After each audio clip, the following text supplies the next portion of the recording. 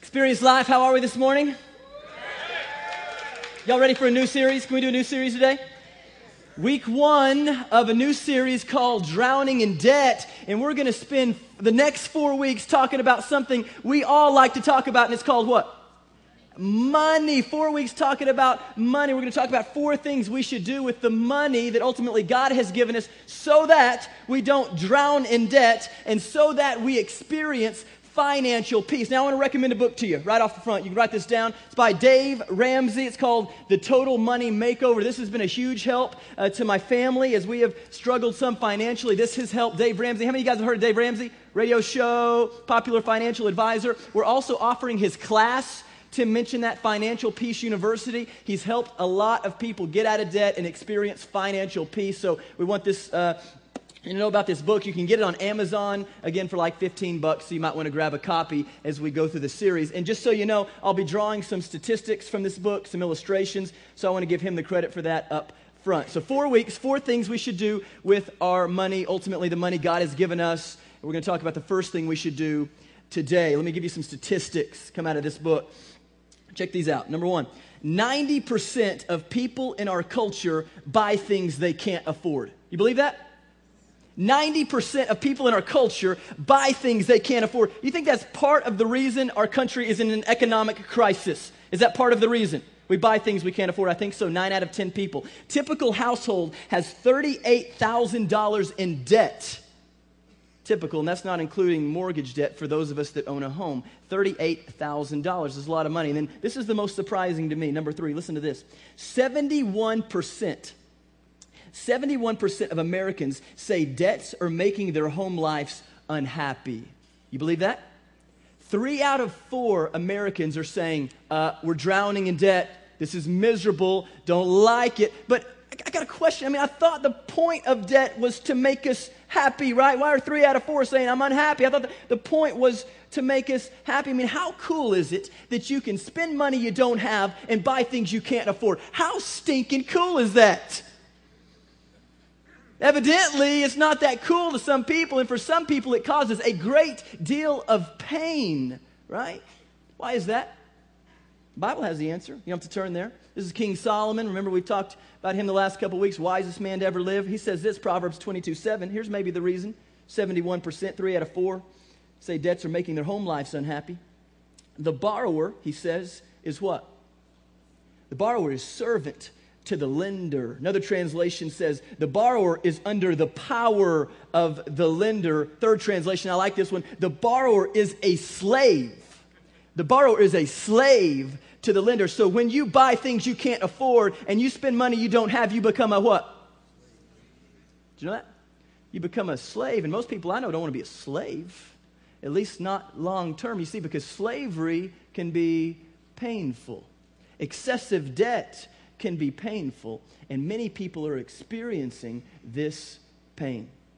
I got to tell you a story about my wife. Do I love telling stories about my wife? I do. She's incredible. She's hot. She's right there. I love you, baby. And so anyways, tell a story about her, but I got to be careful because she's in the service, okay? And so my wife loves to shop. Now, ladies, I got a question for you, okay? And I want you to be honest. It's time to confess our sin, okay? Now, ladies, how many in the room would say, come on, I love to shop? Ladies, where are my ladies that love to shop? You love it a lot. Keep your hand up very high, very high. Husbands, take note. Okay, yeah, like okay. So we like to shop. Good. Okay, that's fine. And my wife likes to shop, and she liked to shop in college too. Okay. There's a difference though in shopping now and in shopping in college. What's the difference?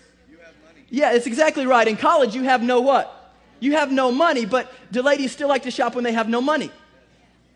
Yeah, we got some over here. And so, yes. And so my wife in college is still shopping, but you can't buy anything. So what you do is you just go to the store and you do what? You just look around. You know, and you kind of act like somebody should buy that for you that's standing over there by you because you want that, really badly. And so she's shopping one day and kind of hanging out. I don't have any money, but I want to buy that. And some sweet person that works at this store. I mean, this guy is just so kind and generous. He comes up to her and says, hey, you like that shirt? And she says, yeah, I like the shirt. And he says, why don't you buy it? She says, I don't have any money. He said, I got a solution for you. I got a solution. And in fact, if you come up here to the counter and you sign on the dotted line, you're going to get 25% off your purchase today, and then we're going to send you this little piece of plastic. Let me just tell you how cool this is. My wife thought she won the lottery. You get this little piece of plastic, and what you can do during your college years, because we want you to look cool during your college years. We want to keep you styling, even if you don't have the money. So you get this piece of plastic, and anytime you need anything, anytime you want some clothes, anytime you want to update your wardrobe, you just come on in here, and you give me this card, and you can pay us back later. She thought that's the coolest thing I've ever heard in my entire life. And so what does she do? She signs on the dotted line and starts to spend money on this little piece of plastic, taking this 25% discount. And she does that at several department stores. All right, ladies, I'm sure all of you can identify. And so now we've got a couple of these bad boys kind of in our wallet. And then 3 years into it, she's realizing at her minimum monthly payment, she cannot be close to paying back what she owes. And so she thought, maybe I should look and see what I owe. Because do you usually know what you owe on your credit cards? Do you usually know?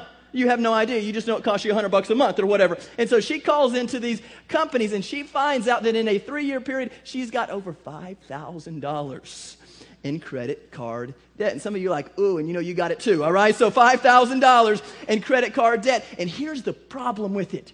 She's got to now pay off things she doesn't even want anymore. You know? I mean, you wore that shirt 3 years ago, and you're going to be paying off the shirt for the next 50 years, And so it makes it hard to want to pay it off. And so she began to realize, man, it's easier to spend on credit than it is with cash. You're more emotionally attached to cash. And so she starts wondering, how am I going to pay all these people back? And she starts to experience something I like to call debt pain. Now, let me describe to you what debt pain is. Many of you will know what I'm talking about. It's that pain that starts in your big toe. It starts in your big toe and ends up in your foot and up your leg and to your rear end and to your back and your side and your stomach and your chest and your face and your cheek and your nose and your ear and your head. It's all over your body. It's that pain you get that just stinks when you know you owe somebody a lot of money and you don't know how you're going to pay them back. How many of you guys have had debt pain before? Come on, everybody, debt pain. It is no fun. 71% of Americans are saying, get this junk out of my life. Debt pain. We know what it feels like. We've all been there. So I want to spend a few minutes today talking with you about the cause of debt pain, and the cure for debt pain. So if you have a Bible, let's go. Luke chapter 12. If you got a blue one, it's on page 82. Luke 12:15. If you don't have a Bible, you don't have one in a translation you understand, grab one of these. They're on us in the back there. Blue, New Testament, New Living Translation, easy to understand. So first, the cause of debt pain. Now, I'm not going to tell you what the cause of debt pain is because you might try to kill me afterwards. So I'm going to let Jesus tell you one of the main causes of debt pain so that you can take it up with him if you don't like it. Is that cool? I'm just trying to protect myself. I know I'm big, but I'm not that big. And so Luke 12, verse 15, one of the main causes of debt pain. This might offend you. It offends me every time I read it. Luke 12:15. Jesus says, watch out. Watch out. Look out, man. Be careful. Be on your guard against all kinds of what? Greed. He didn't just say that, did he? Did Jesus just call me greedy? Jesus, I'm not greedy. No, that must be another cause. Be on your guard against all kinds of greed, Jesus says. And then listen, a man's life does not consist in the abundance of his possessions. Be on your guard against all kinds of greed. A man's life does not consist in the abundance of his possessions. I think one thing Jesus is saying is that one of the main causes of debt pain is what? It's greed. And you and I may go, no, it can't be that for me. I am not greedy. I am not a greedy person. Maybe according to your definition, but let's let Webster tell us what greed is and see if we're greedy according to Webster's definition, because he's usually pretty accurate. You have one of them in your home. He says this: greed is a selfish and excessive desire for more of something than is needed. I didn't even like Webster. I know I didn't like him. Greed is a selfish and an excessive desire for more of something than is needed. Doesn't that define our culture? I mean, isn't that why we go into debt? Oftentimes we want something, but do we need it? We don't need it. Can we afford it? No, but because we have an excessive desire, we can't wait until we can afford it. So what do? We buy it with somebody else's money. Well, here's the problem. We got to figure out how to pay them back, or else they're going to do what? They're going to come after us. And so we experience all kinds of pain and stress in our lives trying to figure out how we're going to pay all these people back because we don't have the money. And all the while, like my beautiful bride, wondering, was the purchase even worth it anyways? Right? Was it even worth it anyways? One of the main causes, I know it is for me, my family, one of the main causes of this debt pain that we all hate is that sometimes we're just greedy. I know I have been. When I was 20 years old, there was something I had to have, I thought, in order to pick up a chick, all right? My friends were getting married. They were engaged. And they all had something I didn't have. And I thought, if you were here for the last series, you'll understand this. And I thought, if I get this thing, man, I'm going to be able to attract a godly chick since my looks may not be able to do it for me, all right? And so what is that thing? My friends that were engaged all had a brand new what? They all had a brand new car. I was like, that's what I'm missing. I need a chick magnet of a car, okay? And so I'm going out to the car lot, and I'm looking around for, okay, is that a chick magnet? I need a chick magnet, godly chick magnet, okay? And so I find this brand spanking new black Chevy truck. I mean, upgraded rims, sound system, V8, sports side. Man, this thing was smoking hot, all right? And so I'm looking at this thing, and I test drive, and I go around the block, and I'm like, I've got to what? I've got to buy this thing. I've got to have this. I bet you I'll find a wife if I get one of these things. And so I go inside to talk to the sales. Actually, I didn't have to go inside. He was pursuing me. And so the guy came to me, and he said, you want to buy this? And I said, absolutely. How much does it cost? He said, well, with your trade-in and all this, it'd be about $23,000. And did I care about the big amount? No, I cared about what? The monthly payment, because that's really a smart way to look at things, isn't it? Yeah, very intelligent. And so I'm like, how much does it cost per month? Let me see if I can afford it. He said it'd be about $500 a month. And so I'm in the computer field at the time. What in ministry? I'm in the computer field. And I made pretty decent money. You know, I was in college. And I thought, $500, I think I could probably afford it. I'm going to give it a shot. I'll find the money. I need the chick magnet. I need to get married really bad. And so I say, I think I can afford it. Did I pray about it? No. Did I sleep on it? No. What did I do? I bought it. I signed on the dotted line, and I drove that baby out of the parking lot. And first month, did I have $500? I found it. It's kind of hard, but I found it. Second month, a little harder, but I found the $500. Third month, did that for 12 months, and it's kind of a struggle. I knew I couldn't really afford it, but I was going for it anyways. And then something happened in 12 months. I mean, God forbid that an emergency would happen or he would change your profession, right? Because I'm a computer guy making good money, and in 12 months after owning this bad boy that hadn't helped me so far, God calls me into the ministry. Do you know what ministers make compared to people in the IT field? All right, so pay cut, like in half, okay? And so I'm going, now I really can't afford $500 a month. So here's what I got to do. Got it for 12 months. I just need to sell the thing. I just need to sell it. And I've just thought to myself, here's what I'll do. I've only had it for a year. I'm sure it's worth a ton of money. I'll just sell it for what I owe, right? Yeah. Can't you sell your car for what you owe? What? No? And so I thought, okay, $23,000. I've paid off about $3,000, so I owe $20,000. So I'm thinking, truck's a year old. I can get $20,000 for this bad boy. And so I put it out there, and people start calling. One dude offers me $8,000. I'm like, you want to fight? I mean, right now, it is worth a lot more than that, okay? Another guy offers me $12,000. And I'm like, what are you smoking? Seriously, $12,000. It's only a year old. Another guy offered me $15,000. I'm like, take a hike. No way. Realizing I was never going to come close to 20. Had to sell the thing. I couldn't afford it. And so I sold it for $15,000. And in one day, I owe this financial institution $5,000 on something I didn't even own. All right? So $500 a month, 12 months, $6,000 plus the $5,000 I lost when I sold the thing. So in 1 year, I paid $11,000 for a thing that got me no chicks. All right? It was terrible. You know what you call that kind of move? Call it brilliant. You know, no, it's stupid. And I realized that the reason that I had done that is because I was a little bit greedy. And so now I have no car. And I just lost $5,000 out of my savings account. I have about $2,000 left. I need something. And so I'm looking for something $2,000. And on the side of the road, I see this Honda Accord 1994 model. And I'm like, oh, that'll pick up some babes. Yeah, I'm sure. And so I call this guy, and I'm like, hey, I can't care about the ladies anymore. I just need a car, all right? And so can I have the car? And he said, yeah, $2,000. Now, I'm liking this car, but there was one problem with this car. It was maroon. Now, do you know what it's like to drive on the Texas Tech campus in a maroon car, all right? You know how many times I got flipped off? Okay, so Besides that, though, I liked it because I was free and clear. And here's the great thing about 94 Hondas, all right? You go to the grocery store in your brand new truck, and where do you park? At the back, because you don't want what? You don't want a ding in your door. Where do you park if you're driving a 94 Honda? You park as close to the front as you can. You beg somebody to ding your door because it adds character to your car. You know? You're like fender bender. Praise God, man. That's incredible.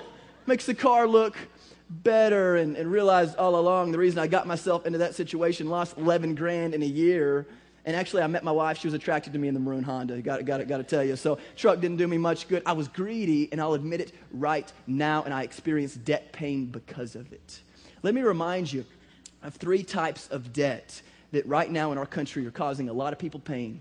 And they're causing a lot of people pain in our church. And now I'm not saying anything is inherently wrong with these types of debt. I'm just saying we have a tendency to abuse them. You know some of the ones that are causing people pain? You already know them. Number 1, it's what? Credit cards. Did you know, listen to this is from Ramsey, that the average cardholder carries an $8,000 balance on their card? $8,000. You think that can hurt?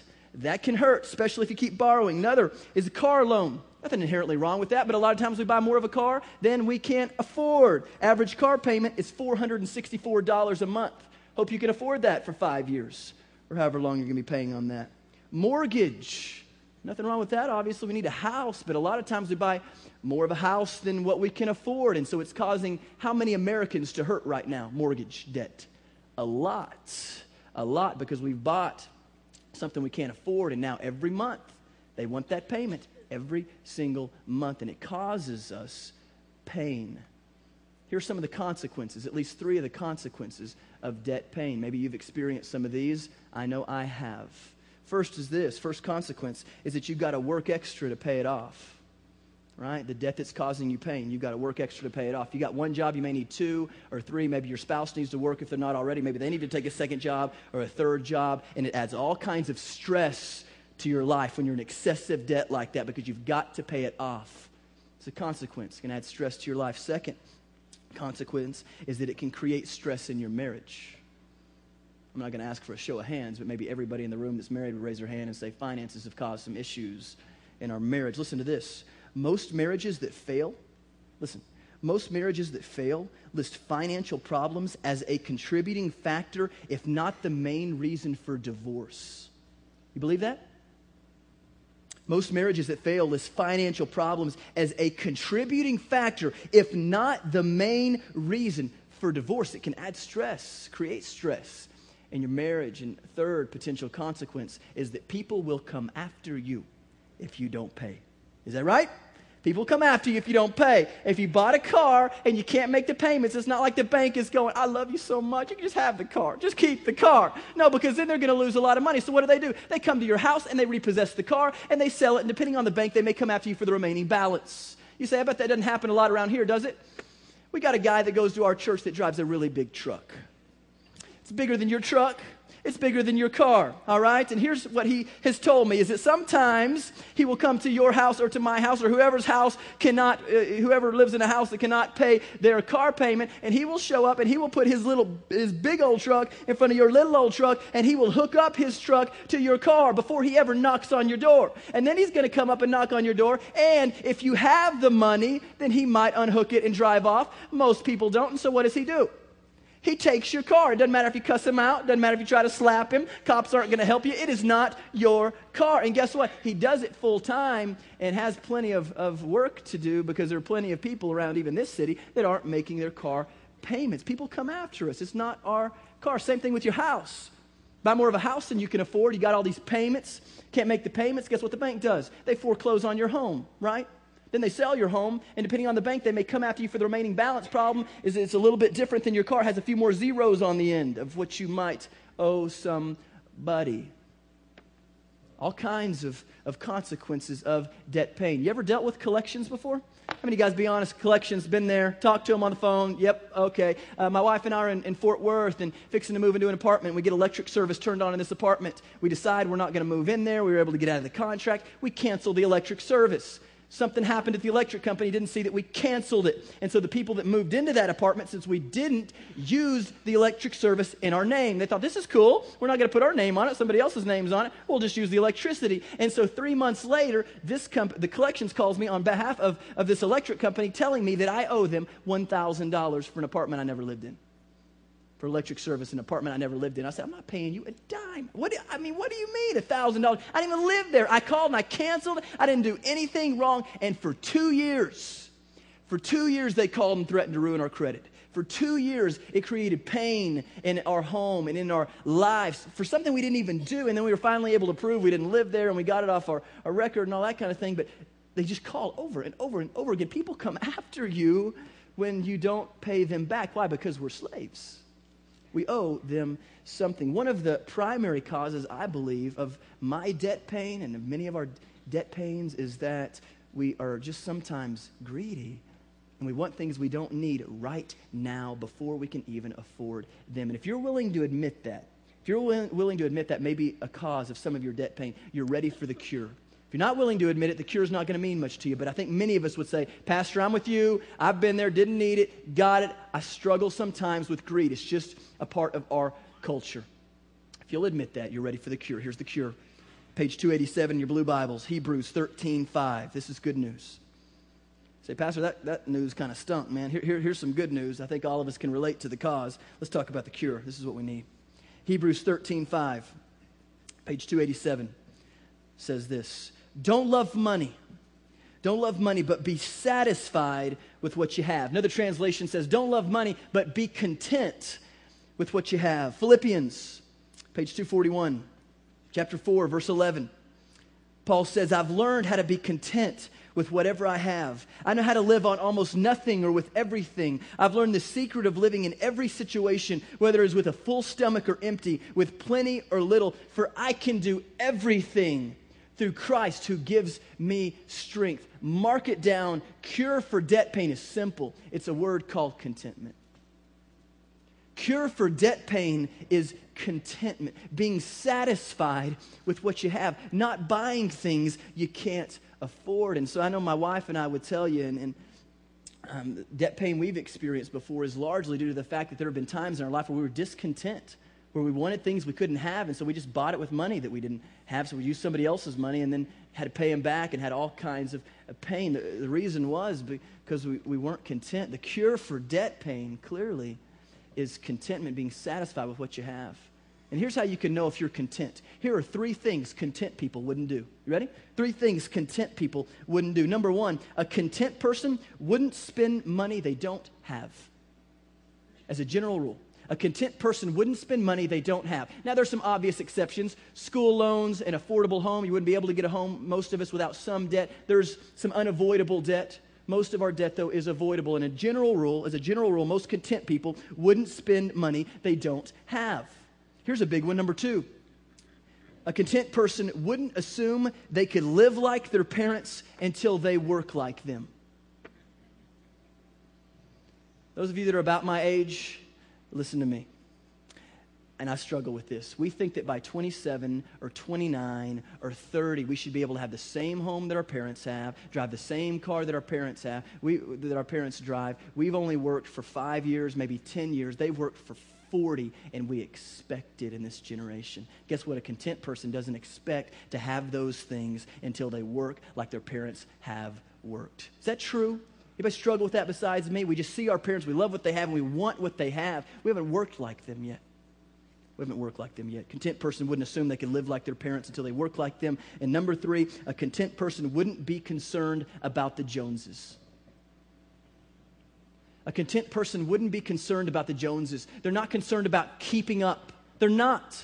And by the way, I think you know this, we just don't remember this. When we see the Joneses, we see boats and nice cars and nice houses. But a lot of times the Joneses are broke. Dead broke, right? And they're drowning in debt. You don't see that. And it's causing stress in their marriage and stress in their family and all this kind of stuff. But all we see is all these wonderful things, and we're trying to have them too. You want to be like the Joneses, you'll probably be broke by the end of the day. Content person wouldn't be concerned about the Joneses. Now, let me tell you something crazy, and then we'll conclude. We're going to get real practical next week, too.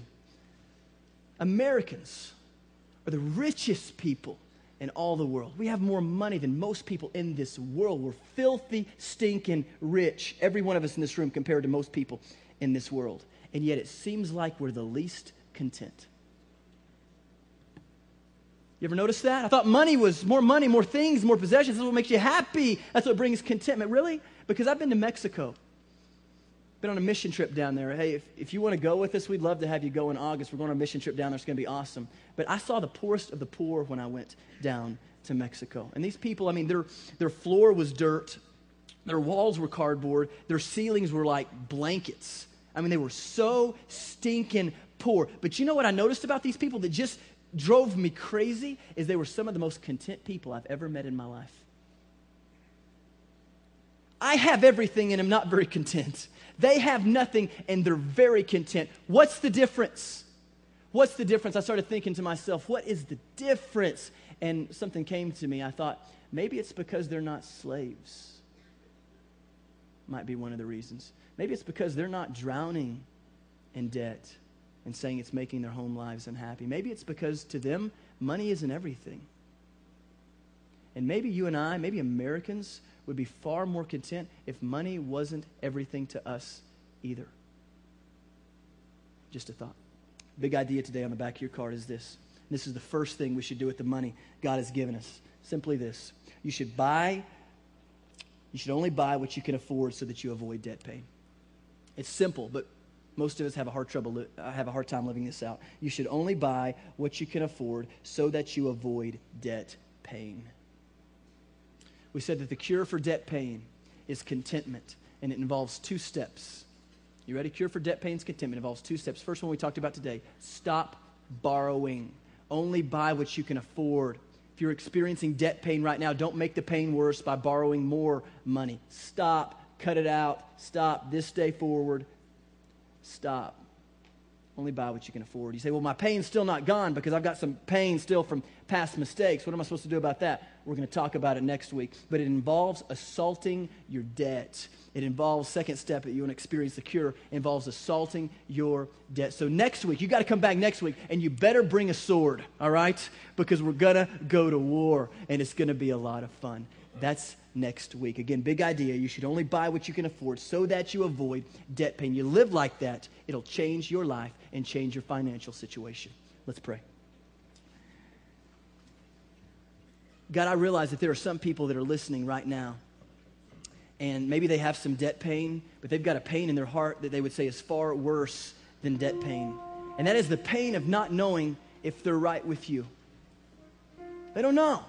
They don't know if they were to die today if they'd go to heaven. They have no idea. And that causes them to fear death, causes them to wonder what's really going to happen. I got good news. If that's you today and you're experiencing that kind of pain, I got good news for you. The Bible said God loved you so much, he sent his son. His name was Jesus. And he came and he died on a cross for your sin and for mine. Rose from the dead on the 3rd day in victory over sin and death. You broke God's law. Jesus paid your fine. And he offers to forgive us, to give us eternal life, free ticket to heaven. If we'll just trust him, if we'll put our faith in him, if we'll turn from our sin and say, Jesus, I'm not going to try to earn it anymore. I'm not going to try to be a better person. It's not about being a good enough person to get to heaven. We'll never be good enough. Standards, perfection. It's about being a forgiven person. And Jesus, I accept your payment of my fine. I accept the forgiveness you're offering me. If you make that your prayer today, your life can be totally changed, and you can know going out of here, you're right with God. It's about a decision that you make to commit your life to Christ. And some of you need to do that today. You can pray something simple like this if that's what's on your heart and you want to know for sure you're going to heaven and for sure you're right with God. Just say, Jesus, I know I'm a sinner. I know that. I don't think I'm good enough. Yeah, right. Heaven's a perfect place. I know the standard's perfection. I could never make it on my own. But I believe, Jesus, you died for me and you rose from the dead. And you've offered to forgive me. And all you've asked me to do is accept the offer. And Jesus, let it be known today, I'm accepting the offer. Save me, change my life, and then make me the person you want me to be. But today, Jesus, committing my life to you. You pray a prayer like that, change your life. Hope you'll check on your connection card. You're committing your life to Christ. Let us know about it. You can take it to the Welcome Center. We'll give you a free gift to help you in the journey. And Lord, for the rest of us, I pray we'd be wise financially. Pray we'd be wise. Pray that we wouldn't continue to drown in debt. Pray that we'd be content with what we have, satisfied with what you've given us, so that we don't buy things we can't afford and so that we don't drown any longer. God, change our lives, change our finances. We give them to you. We recognize we can't do it on our own. We need your help. Thank you for the fact that the Bible is so practical and so relevant as it relates to this area of our lives. Jesus, we love you. We look forward to next week. See what you say to us next. In your name, amen.